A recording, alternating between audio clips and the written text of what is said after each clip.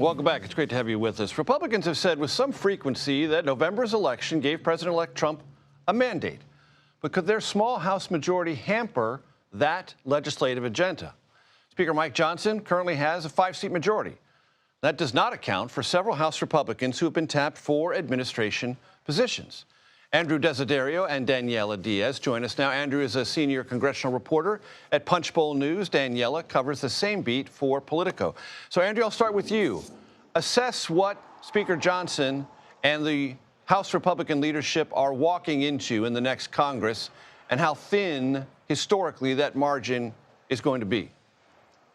Yeah, it's going to be razor thin. I think the thing to think about first is the fact that Donald Trump has picked so many sitting House members for both his cabinet as well as, in the case of Congressman Mike Waltz, a White House staff position, being National Security Advisor, which is not subject to Senate confirmation, of course, but still he has to at some point vacate that House seat. And by the time those special elections all play out, it's going to be a few months before those seats are filled. Yes, they will be filled with Republicans because those are, in almost all of those cases, red, very red districts, but it's going to take a while. So for at least the first couple of months, when Republicans have some pretty ambitious agenda items on their plate, it's going to be really difficult to get really anything through the House of Representatives in particular. And Daniella, how is this, what Andrew just described, which everyone can see, shaping, if at all, the lame duck agenda? Because I would think it would be in the best interest of the House Republican leadership now to clear up as many matters as they could in this lame duck session so as not to carry them over into the early part of the new Congress. But as I hear it, that may not be happening.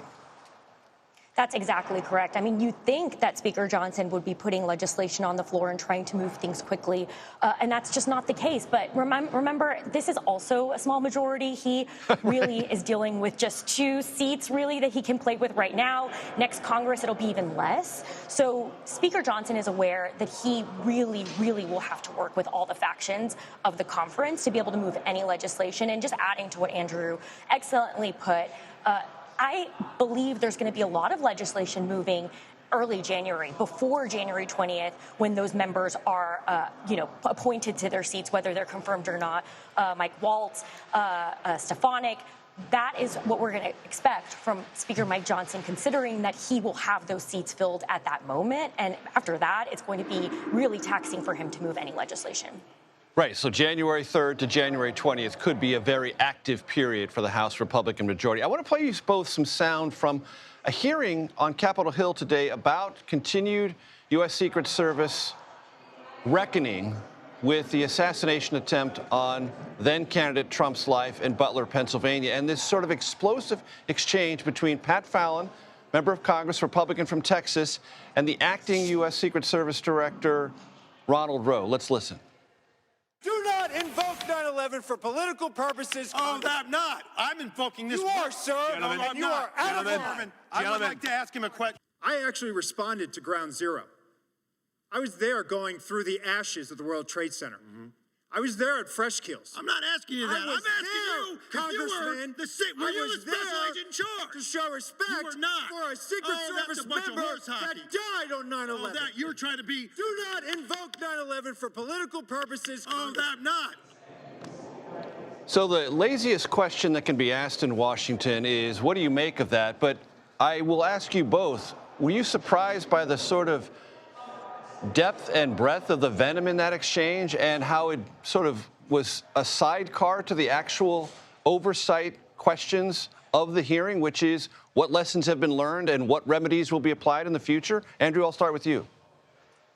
Yeah, look, I think it's a reflection of the anger that members on both sides of the aisle have felt in the months since the first assassination attempt against Donald Trump in Butler, Pennsylvania, as well as the assassination attempt on his golf course in Palm Beach, of course, that was more recently. I will say that something the acting director mentioned, I think, resonates with a lot of members up here, which is that he wants to put the secret back in Secret Service. In other words, he doesn't want this to be an agency that people are talking about all the time. And that's an understandable desire, obviously, but given sort of the magnitude of what happened and how, again, members in both parties are searching for answers about this, it shouldn't be surprising that we're talking about the Secret Service like this and that they're being hauled in front of Congress. And Daniella, this is the time as the Congress winds down for farewell speeches. Joe Manchin gave his on the Senate floor. He was, of course, a Democrat for most of his career in the Senate, then at the very tail end became a registered independent. Let's listen to Senator Manchin.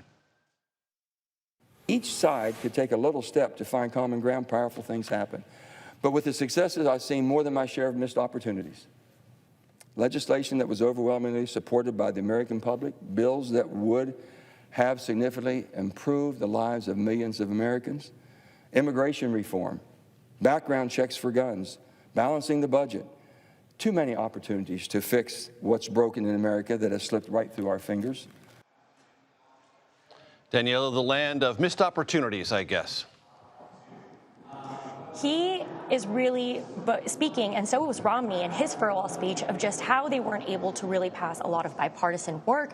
They are seen as some of the last bipartisan lawmakers that are now leaving due to the partisanship on Capitol Hill. And it's going to be really interesting what next Congress is going to look like, considering there is a Republican trifecta. Trump is back in office and, of course, is not completely eager to work with Democrats on any sort of issues. So we're already seeing that from Republicans who are trying to figure out ways on how they're going to pass legislation, not needing any Democratic support. And I believe that's really a taste of what to expect these next 2 years once the new Congress comes in. The key words there, reconciliation. That is a process to move significant legislation with financial implications on a straight party line vote if you have the votes and you so choose. Reconciliation, that's going to be a big part of the conversation early next year. Andrew Desiderio and Daniella Diaz, thank you very much for your time.